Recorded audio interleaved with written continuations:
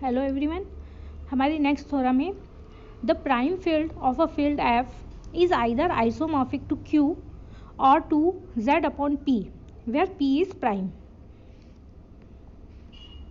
मतलब इसमें हमें क्या प्रूव करना है, एक प्राइम फील्ड दे रखी है फील्ड एफ की कोई एक प्राइम फील्ड है जो क्यू से या तो आइसोमॉर्फिक होगी या जेड बाय पी से आइसोमॉर्फिक होगी, है ना। पी जहाँ पे क्या दे रखा है, प्राइम फील्ड है। तो हम इसका प्रूफ देखते हैं। हमने सपोज करा कि पी एक प्राइम फील्ड है फील्ड ई की, और जो स्मॉल ई है वो यूनिटी है एफ का। एफ क्या है, फील्ड है। तो फील्ड की प्रॉपर्टीज़ तो आप लोगों को पता ही है। इसमें एक आइडेंटिटी एलिमेंट होगा जिसको कि क्या बोलते हैं, यूनिटी। तो इसको हमने डिनोट किया है ई से। अब हमने एक मैपिंग ली है एफ एक मैपिंग है जेड टू एफ, और उसको हमने कैसे डिफाइन किया है, F of N equals to N E where E is identity element. अब हम देखते हैं, क्योंकि ई क्या है, आइडेंटिटी एलिमेंट है, तो हम इस मैपिंग को लिख सकते हैं F of M plus N equals to M plus N E, क्योंकि हमने ये मैपिंग ऐसी डिफाइन की थी। एफ ऑफ एन क्या लिया था, एन इंटू ई, तो F of M plus N क्या हो जाएगा, M plus N into E, और F of M plus F of N equals to हो जाएगा M E plus N E. ऐसे ही हम लेते हैं F of M comma N, तो ये हो जाएगा M comma N dot E, और F of M dot F of N equals to M E dot N E. इसका यूज़ हम आगे करेंगे। ये हमने इस तरह से एक मैपिंग डिफाइन कर ली है। अब एफ क्या है, एक होमोमॉर्फिज्म है, और कर्नल ऑफ एफ जो है इसका आइडियल है। कर्नल ऑफ एफ क्या होता है, आप लोगों को पता ही, फाइनल ईयर में आपने पढ़ा था, और फील्ड जहाँ पढ़ी थी आपको पता है कि इसका जो आइडियल होगा वो क्या होगा, कर्नल ऑफ एफ होगा।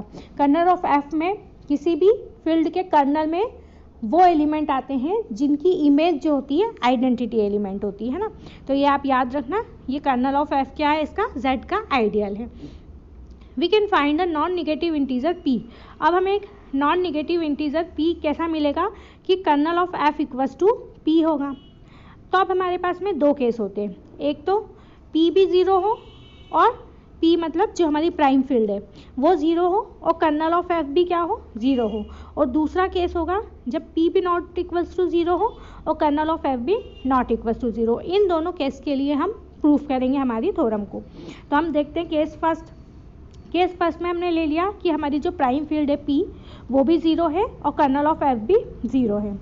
अब अगर p इक्वल्स टू ज़ीरो है, then by equivalent characteristics of f is zero, then f is 1 1 and embedding of z into f, है ना। अगर हमने प्राइम फील्ड को ज़ीरो ले लिया तो जो इक्विवेलेंट कैरेक्टरिस्टिक्स होगी f की वो भी क्या होगी, ज़ीरो होगी। डेफिनेशन याद है आपको कैरेक्टरिस्टिक्स की, तो कैरेक्टरिस्टिक्स ऑफ f भी क्या हो जाएगी, ज़ीरो हो जाएगी। तो f जो मैपिंग है वो क्या होगी, 1 1 होगी।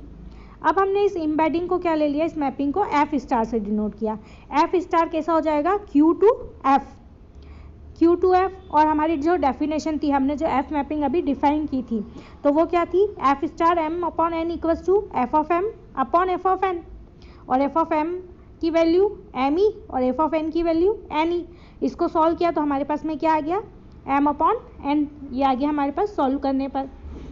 अब हमने ले लिया M upon N into R upon S, ये किसके अंदर है, क्यू के अंदर है।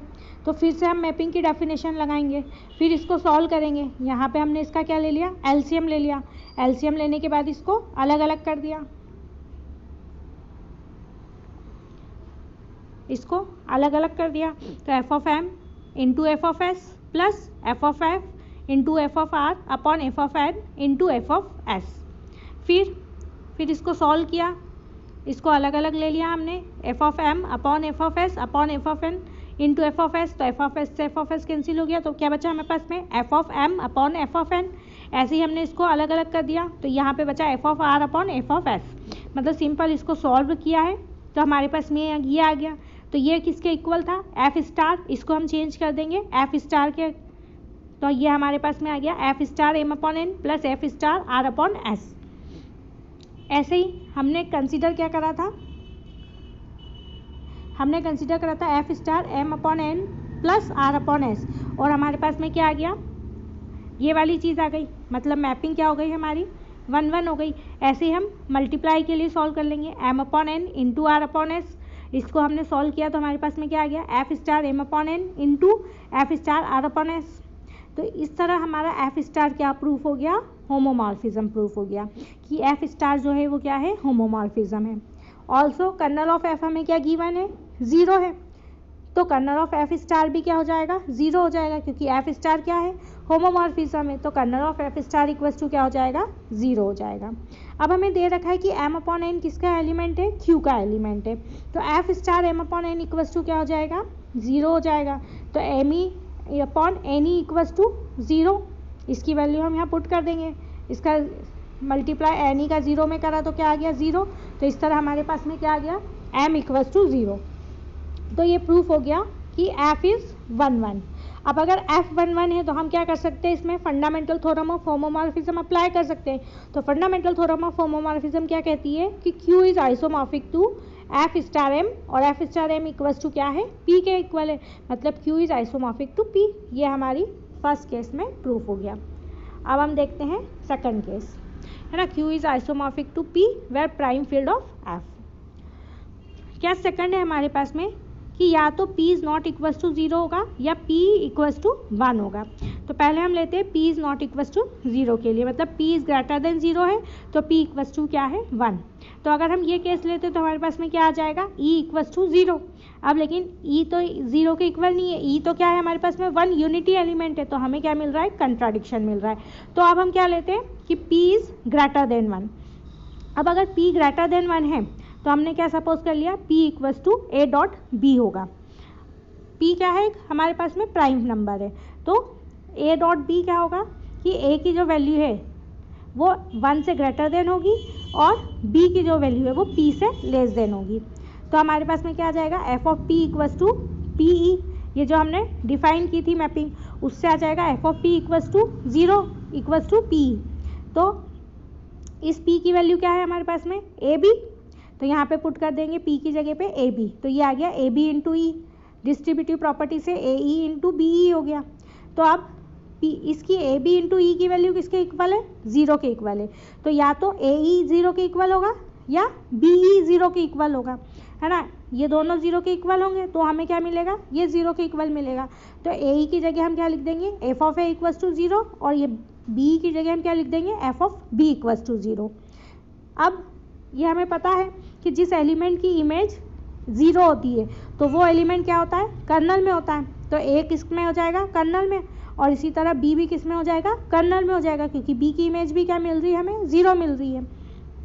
तो A is element of kernel of F and B is element of kernel of F, और A और B तो किसके एलिमेंट थे, field P, prime field P के एलिमेंट थे। तो इस तरह हमें क्या मिला, इसके there exist M1 M2 belongs to Z, M1 और M2 Z में होंगे, किस तरह कि A equals to M1P and B equals to M2P, इस तरह हमें A और B की वैल्यू मिलेगी। तो ये हमें क्या मिल जाएगा, M1 equals to P upon A और M2 equals to P upon B। लेकिन हमें पता है कि A और B तो क्या है, वो लेस देन P है, क्योंकि हमने क्या डिफाइन किया था, AB is greater than P, और P क्या है, एक प्राइम नंबर है। तो इस तरह हम क्या करेंगे, fundamental theorem of homomorphism apply करेंगे, तो ये हमारे पास में आ जाएगा Z upon P is isomorphic to F, और वो किसके इक्वल है, प्राइम फील्ड P के इक्वल है, मतलब Z upon P is isomorphic to P। इस तरह ये हमारी थ्योरम प्रूफ हो जाएगी।